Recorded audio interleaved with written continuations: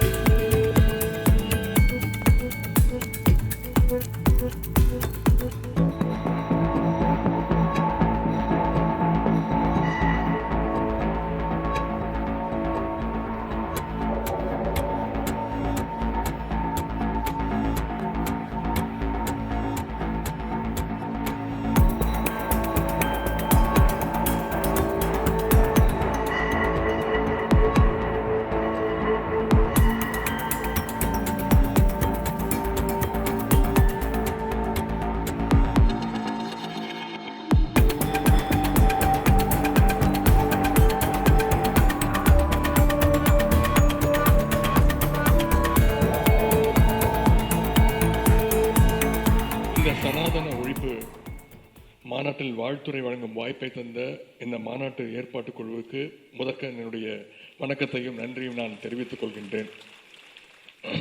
இந்த மாநாட்டுடைய தலைப்பே மிகவும் சிறப்பாக அமைந்திருக்கின்றது. சனாதன எதிர்ப்பு மாநாடு என்று போடாமல் சனாதன ஒழிப்பு மாநாடு என்றும் நீங்கள் இதை போட்டிருக்கிறீர்கள், இதை அழைத்திருக்கிறீர்கள், இந்த நிகழ்ச்சிக்கு பெயரிட்டீர்கள். அதற்கு என்னுடைய வாழ்த்துக்கள். சிலவற்றை நாம் ஒழிக்கத்தான் வேண்டும், எதிர்க்க முடியாது.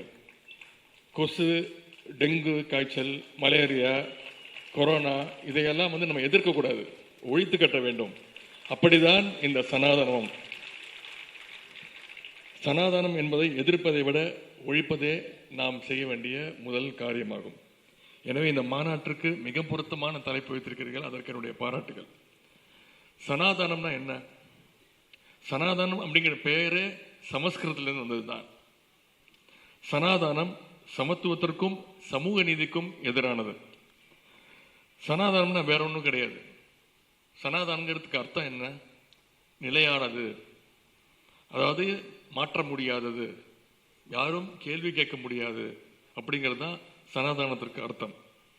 எல்லாவற்றையும் மாற்ற வேண்டும், எதுவுமே நிலையானது கிடையாது, எல்லாவற்றுக்கும் நாம் கேள்வி கேட்க வேண்டும் என்பதற்காக உருவான இயக்கம்தான் இந்த கம்யூனிஸ்ட் இயக்கமும் திராவிட முன்னேற்ற கழகமும்.